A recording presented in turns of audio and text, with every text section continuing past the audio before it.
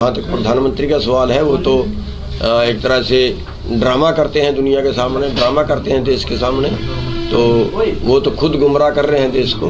तो सरकार जो है वो सकारात्मक भूमिका नहीं निभा रही, की जनता, जिसकी प्रजा सड़कों पे पड़ी हो, उस राजा को तो नींद नहीं आनी चाहिए। और वो इसके बावजूद भी गुमराह करता है। बस एक कॉल की दूरी है, इनको ये कर लेना चाहिए, इनको वो कर लेना चाहिए। एमएसपी था, एमएसपी है, एमएसपी रहेगा। जब हम पूछते हैं कि फिर इसका खरीदोगे भी सर भाव पे, खरीदने से इनकार करते, तो हम क्या करें एमएसपी का? एमएसपी तो तब फायदा है अगर उस पर खरीदें। अगर उस पर खरीदना ही नहीं है तो फिर एमएसपी किस काम का है?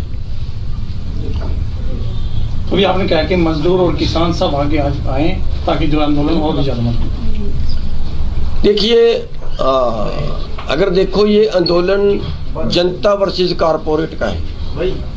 वास्तविकता ये है कि पूरा देश की अर्थव्यवस्था कारपोरेट के शिकंजे में चली गई।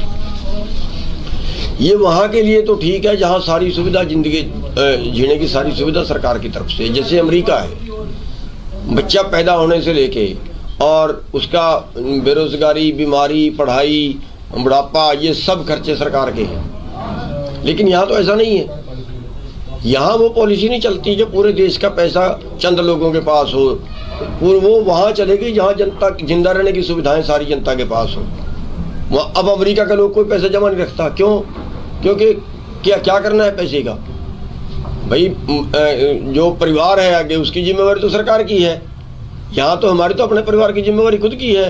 अगर बीमार हो गया तो जिम्मेवारी सरकार की है, लेकिन यहाँ तो हमारी खुद की है। तो ये अंतर है। ये पॉलिसी अमेरिका की लागू करते हैं, करते हिंदुस्तान में है। दोनों देशों का मिलान नहीं है, दोनों देशों की स्थितियाँ बराबर नहीं है। कई नेताओं का जगह जगह पर सम्मान समारोह है, इस तरह से आज भी है।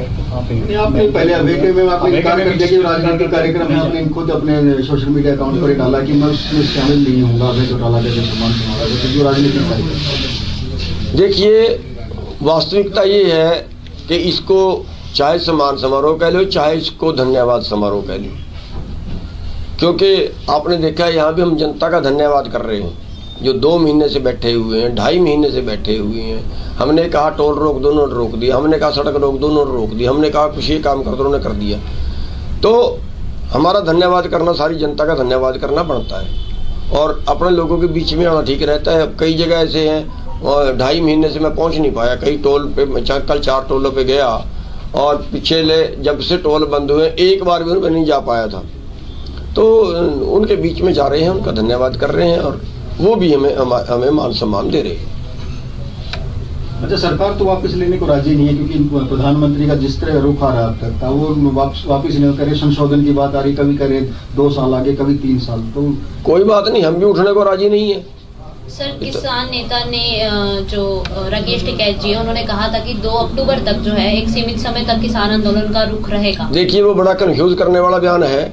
उन्होंने क्यों बोल दिया, किस मूड से बोल दिया, उन्होंने मजाक कर दिया या क्या कर दिया, उसके बारे में मैं कुछ नहीं कह सकता। लेकिन आंदोलन जो है वो संयुक्त किसान मोर्चे का आंदोलन है, किसी व्यक्ति का आंदोलन नहीं है। व्यक्ति के बयान को इतनी अहमियत नहीं देनी चाहिए जितनी, क्योंकि सब जगह जाते हैं, सवाल पूछते हैं। ये तो व्यक्ति का बयान है, किसान मोर्चे का बयान थोड़ा ही है। तो कोई गुटबाजी अभी किसान आंदोलन में? नहीं, गुटबाजी कुछ नहीं है। अब मैं सरकार चाह रही है कि इस तरह के मतलब अलग-अलग गुट हो जाए। है जी, सरकार चाह रही है क्या? सरकार तो कुछ भी चाहे, सरकार के तो हर षड्यंत्र। देखिए, सरकार ने तो हमारे हिंदू सिख भी मनाने चाहे। सरकार ने तो हरियाणा के अंदर SYL का मुद्दा बिठाना चाहे कि हरियाणा और पंजाब पट जाए। सरकार ने तो अपने गुंडों से हमले भी करवा दिए। गाँवों की जनता आ गई। अब वो गाँवों की जनता ने दोबारा से उठ के जुलूस निकाले कि हमें क्यों बदनाम कर रहे हो, हम कब गए थे? अभी कुंडली बॉर्डर पे जो 2 बार उन्होंने बट्टे मारे, तो उन्होंने कहा ये गांव की जनता है, पड़ोस के गांव आ गए, ठीक है। वो गांव वालों ने जुलूस निकाला, वो कह रहे हम कब गए, हमें क्यों बदनाम कर रहे हो? तो ये षड्यंत्र बीजेपी चलती रहती है और परमात्मा इनकी चाल को काटता रहता है। हमारे तो बस की है नहीं, हम तो, हमारे पास तो इनके षड्यंत्रों का जवाब है नहीं। लेकिन परमात्मा, प्रधानमंत्री कहते हैं कि ये जो व्यवस्था है, ये पीछे जो व्यवस्था चल रही थी वो जारी रहेगी और ये नए कानून है ये वैकल्पिक रूप से होंगे। तो इसके बारे में आप क्या कहेंगे? देखिए, ये कानून किसने मांगे? कभी किसी किसान संगठन ने मांग की इनकी? कभी जनता ने आंदोलन करके मांग की इनकी? खाली अंबानी। आप ये बताइए, अडानी 4 साल से भी धमकी बना रहा है। उसको क्या पता था कि 4 साल बाद मेरे को खरीदनी पड़ेगी? उसको पहले से कैसे पता है कि मेरे को खरीदनी पड़ेगी? 4 साल पहले से गोदाम उसके बन रहे हैं, क्यों? सारे षड्यंत्र प्री प्लानिंग चल रहे हैं। ये कारपोरेट को, ये खेती कानून नहीं है, ये खेती के व्यापार के कानून है, एग्रो बिजनेस कानून है। और जो अरबों का बिजनेस है वो चंद पूंजीपतियों के हवाले कर रहे हैं। और क्योंकि ये तो अति जरूरी चीज है, इसके बिना तो गुजारा चलेगा ही नहीं, खाना तो पड़ेगा ही। और वो भोजन हमारा जो ब्लैक होगा वो सबसे खतरनाक होता है देश के लिए। प्रधानमंत्री जी कह रहे थे कि अब हमें किसी ने जनधन योजना नहीं मांगी, किसी ने स्वच्छ भारत का नहीं मांगा, फिर भी हमने दिया।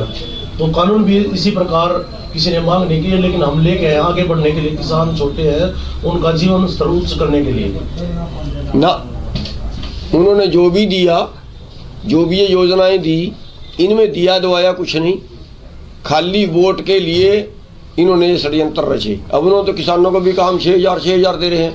क्या दे रहे हैं भाई? 6,000 क्या होता है? 6,000 दे के हमारा 60,000 लूट लिया। अब उदाहरण के तौर पे मक्का है, 1 एकड़ मक्का अगर किसी ने बिजाई किया है तो उसको 20,000 का नुकसान हुआ। MSP से 20,000 रुपये कम उसको मिले हैं और साल में दे दिए उसको 6,000। अरे भाई 6,000 भी कोई रुपये होते हैं क्या? 17 रुपये प्रतिदिन के बढ़ते हैं एक परिवार के। से क्या 17 रुपये में तरक्की कर लेगा वो परिवार?